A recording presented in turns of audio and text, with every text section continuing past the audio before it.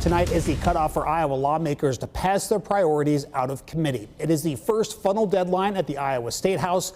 Any bill that wasn't able to pass a subcommittee and committee is considered dead for the session. Now, lawmakers have gavelled out after a busy week of racing to meet that deadline. KCCI Chief Political Reporter Amanda Rooker joins us in the studio tonight with what's left of the State House now that this major deadline is over. Amanda. Well, Lara, lawmakers actually still have a lot of work ahead of them this session because they approved a ton of legislation in various committees this week and before that.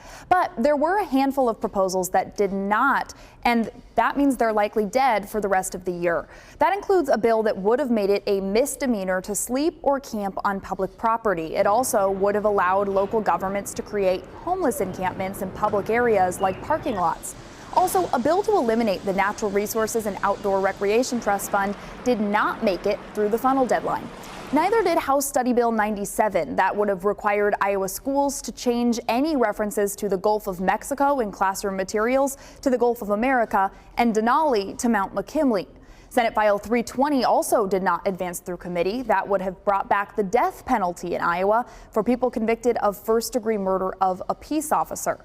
Now, there were a lot of bills that did make it through the funnel deadline. That includes several bills to restrict pipeline projects. The House Judiciary Committee advanced 4 proposals to stop the use of eminent domain for carbon capture pipelines and protect people who intervene in Iowa Utilities Commission proceedings. Another bill that's now heading to the House floor would ban the, quote, intentional emission of chemicals into the air for the purpose of changing the weather. And House Study Bill 262 also advanced through committee. It would lower the age limit to carry a gun from 21 to 18.